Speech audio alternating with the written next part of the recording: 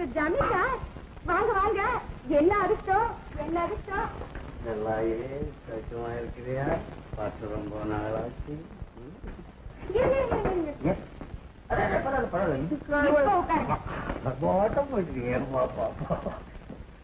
இத பார்த்தா spirit God செஞ்சிருப்பானோ.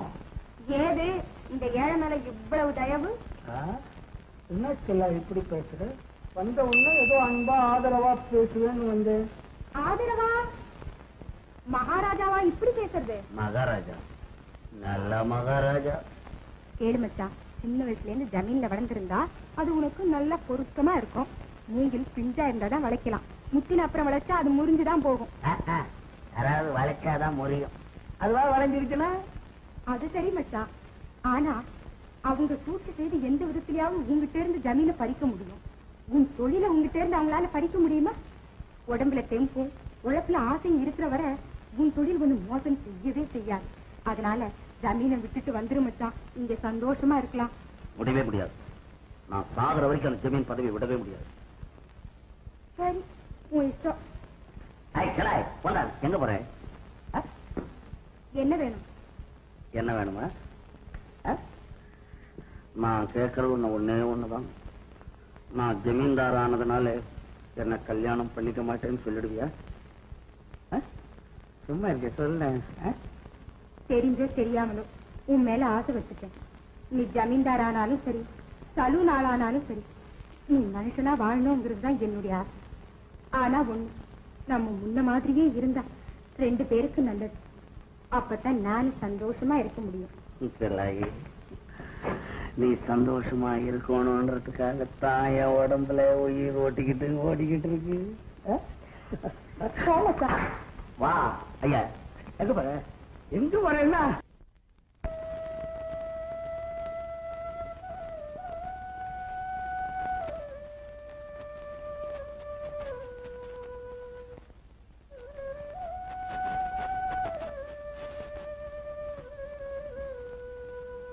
கொஞ்ச நேரம் ஆடாம அசையாம இருக்கீங்களா?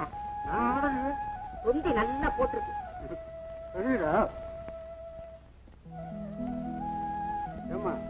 நான் உங்க காலை நீட்டி ரெஸ்ட் எடுக்கலாமா? கொஞ்ச நேரம் சும்மா இருங்களேன். நிக்க ஆரம்பிச்சு முழுசா 3 நிமிஷம் கூட ஆகல. அதுக்குள்ள என்ன 3 நிமிஷமா? 3 மணி ஆகுது.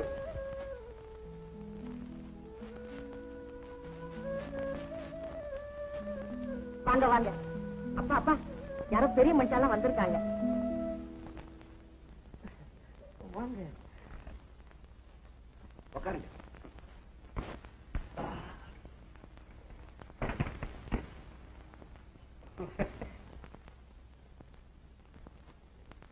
உட்காருமா குழந்தை.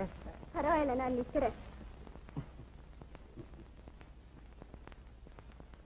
இந்தாங்க, இதுல ஒண்ணு எடுத்துக்கங்க. இந்த எண்ணெய் பலகாரம்லாம் நாங்க சாப்பிடுறது இல்லை. இது அசல் பசு நெய்ல செய்தது இருக்கலாம். ஆனா கண்டத்துல நாங்க சாப்பிடுறது இல்லை. அப்ப நீங்களாவது ஒண்ணு எடுத்துக்கங்க. ஐயோ, அவருக்கு ஒண்ணு கொடுக்காதீங்க. அவருக்கு ஒரே அஜீரணம்.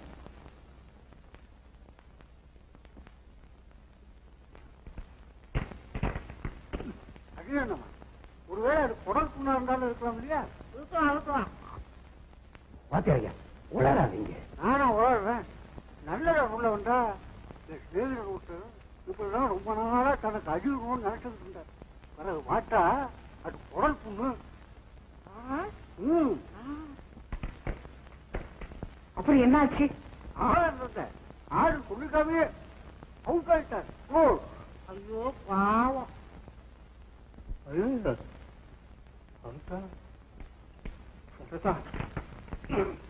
என்ன இருந்தாலும் முதல்ல டாக்டரை பாத்துறணும். பதறாதீங்க, உங்களுக்கு சாதாரண அஜீரணம் தான். டாக்டரே சொல்லியிருக்காரு. டாக்டருக்கு என்ன, அவர் ஏதாவது சொல்லிட்டு பதட்ட வாங்கிட்டு போய்கிட்டே இருப்பாரு. கொஞ்சம் பொறுங்க, இவருக்கு என்ன ஆகுதுன்னு பார்ப்போம். ஆமா ஆமா, இந்த வாத்தியார் ஏதாவது சொல்லிக்கிட்டே இருப்பாரு. அது அவருடைய குணம். இப்ப நான் என்ன தவறா சொல்லிட்டேன்? குடல் புண்ணா இருந்தா ஜாகிரதையா இருக்கணும்னு பாத்துறீங்க. கொஞ்சம் சும்மா இருக்க மாட்டீங்க. நீங்க எப்படியாவது போங்க, எனக்கு என்ன, நான் வரேன்.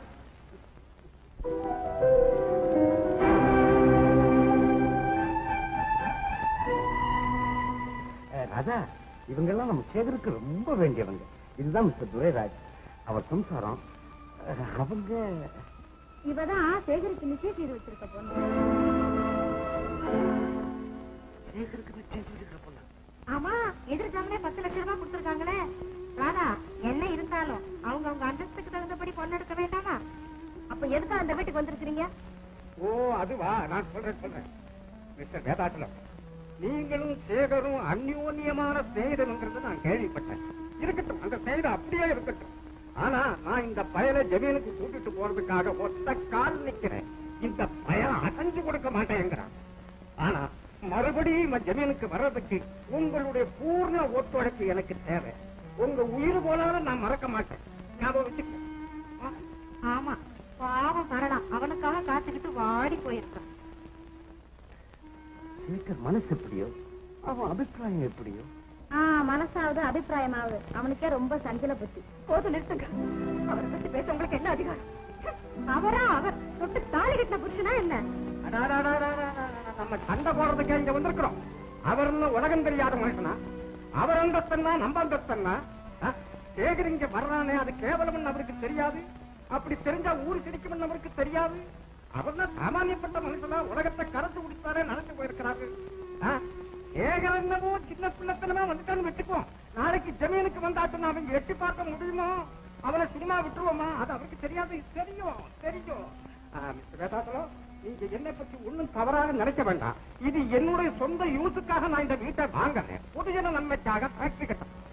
அப்படி மீறி போனாலும் இந்த வீட்டுக்கு என்னதான் பணம்? 20 தாண்டதான் 25, அதுக்கு மேல போகாது. உங்களுடைய கஷ்டங்களே உத்தேசம் பண்ணி மற்ற விஷயங்கள் எல்லாம் உத்தேசம் பண்ணியோ 75,000 rupees, 75,000 ரூபாய் சுத்தமான பணம். அதை கண்ணே முடிக்கிட்டு கையில் நீங்க வாங்கிக்கோங்க. வாங்கிட்டு எங்கேயாவது போய் ஒரு நல்ல பிசினஸா பார்த்துட்டு காலை நீட்டிக்குங்க. நான் இருக்கிறா, அதை பத்தி உங்களுக்கு கவலை வேண்டாம். நான் பாத்துக்கிறேன். நான் ஒரு நல்ல புருஷனை பார்த்து அவளை கல்யாணம் பண்ணி கொடுத்துருக்கிறேன். கவலைப்படாதீங்க. என்ன பத்தி நீங்க ஒண்ணும் கவலைப்பட வேண்டாம். முதல்ல இந்த வீட்டை விட்டு வெளியே போங்க. சிவகாமி, வீடு தேடி வந்த விருந்தாளிங்கள்ட்ட இப்படியா பேசுறது? சிவகாமி ஏதோ தெரியாம பேசிட்டேன். நீங்க மறந்துடுங்க. நீங்க இப்ப சொன்ன விஷயத்தை பத்தி நான் ஒன்னே ஒண்ணுதான் சொல்ல முடியும். துர்ராஜ், எங்க பதில் இதுதான். ராதாவும் சேகரும் ரொம்ப அந்யோன்யமா படைறாங்க. அது அவங்க வாழ்க்கை, அவங்க சந்தோஷம். அதுல குறுக்கிட உங்களுக்கோ எங்களுக்கோ யாருக்குமே அதிகாரம் கிடையாது. அது அவங்க தீர்மானம் பண்ண வேண்டிய விஷயம்.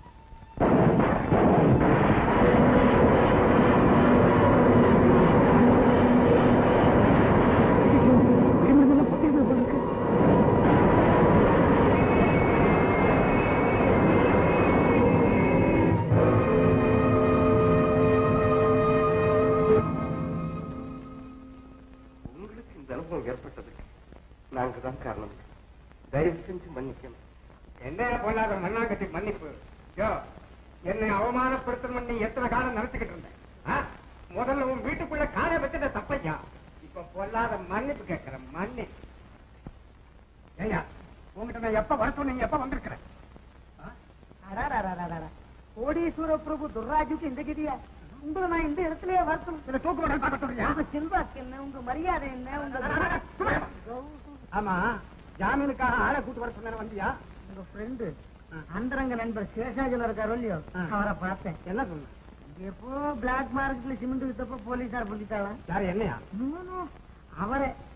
உங்கள ஏதோ உதவி கேட்டாரா, நீங்க கைய கழுவி விட்டேலாம் சொன்ன. அதுக்கு இப்ப என்ன பழி வாங்குறானா?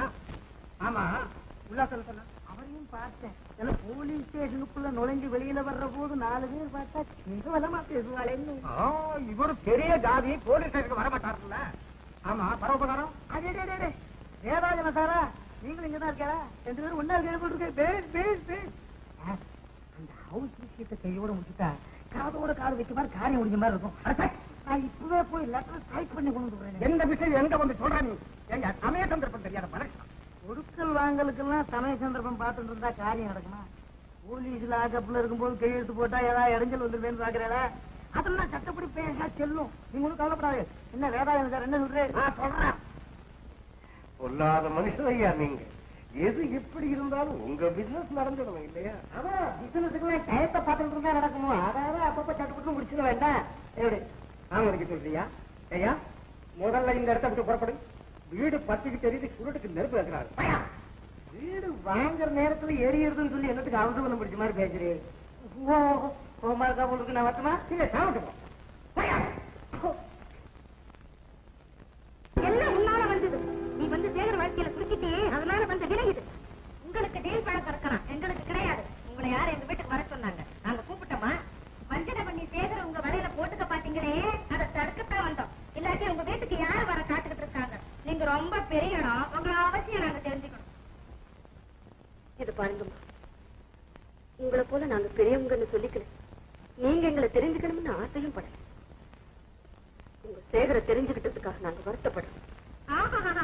பேச்சு பாரு பேச்சு, அவனை மயக்க பார்த்ததுல ஒண்ணும் குறைச்சல் இல்ல. இப்படி பத்திரி மாதிரி பேசுறா, நாங்க சும்மா இருப்போம் நினைச்சியா? பேச்சு இந்த மாதிரி வெட்டுக்கிட்ட குடும்பத்தை நான் எங்கேயுமே பார்த்ததில்ல. வேண்டாத்த, இவங்களை பத்தி பேசினாலே நமக்கு அவமானம் தான்.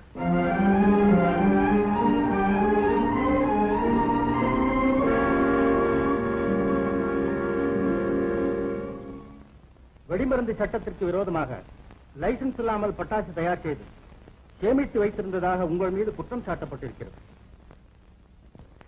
யுவர் ஆனர், மிஸ்டர் துரராஜ் குடும்பத்தாரை விடுதலை செய்ததற்கு என்னுடைய நன்றியை நான் தெரிவிச்சுக்கிறேன். நான் தான் குற்றவாளி.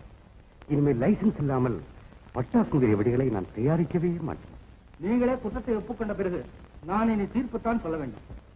யுவர் ஆனர், நான் சில வார்த்தைகளை சொல்லிக்கொள்ள விரும்புகிறேன்.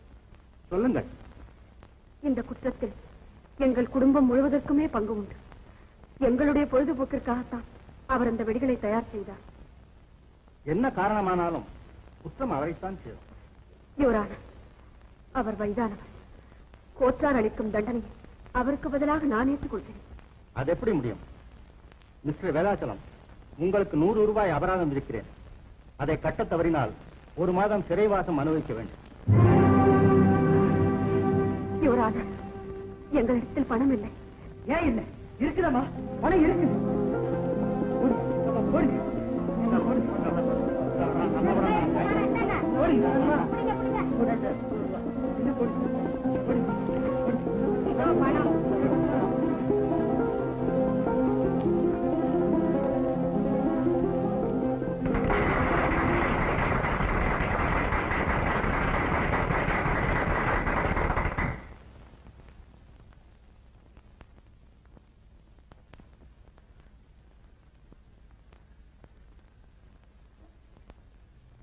இந்த வீட்டுல சட்டம் இல்லாம இருக்க.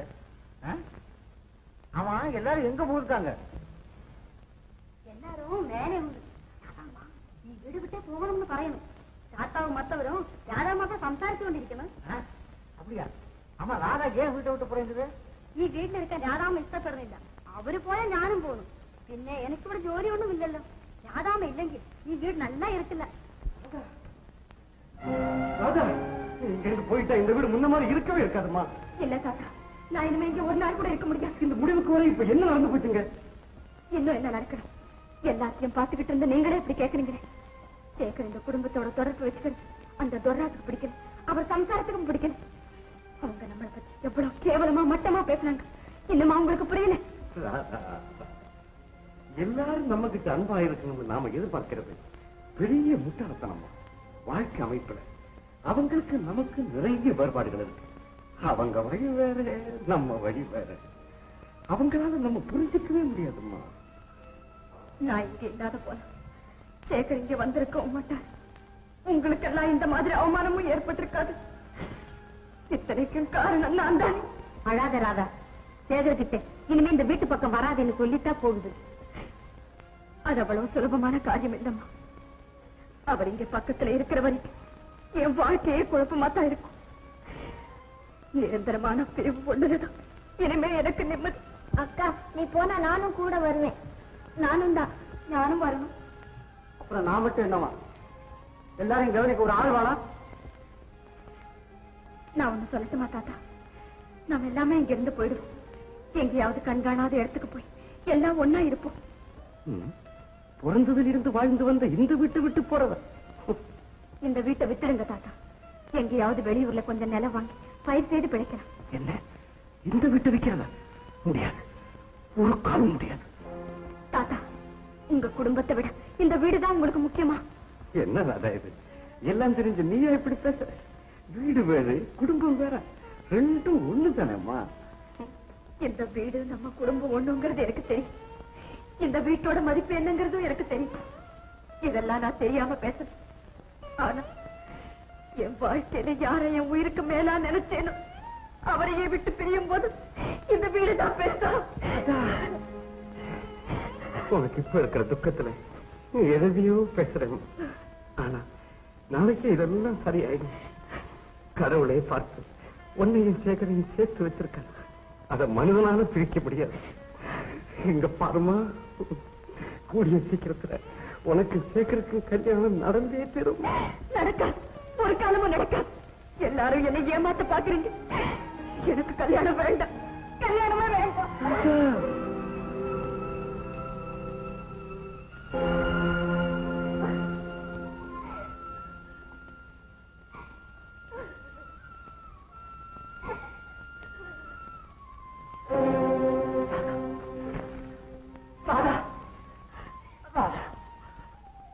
ஏன் ராதா அப்படி இருக்கு?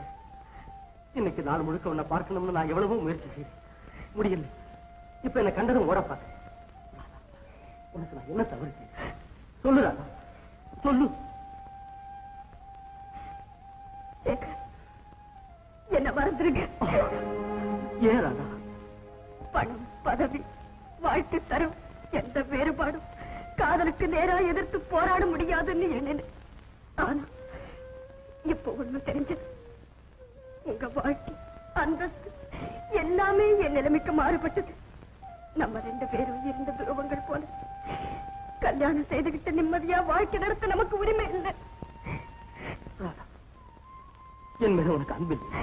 அப்படி சொல்லாதீங்க. இப்ப மட்டும் இல்லை, எப்பவுமே உங்க மேல வச்சிருக்கிற அன்பு மாறாது.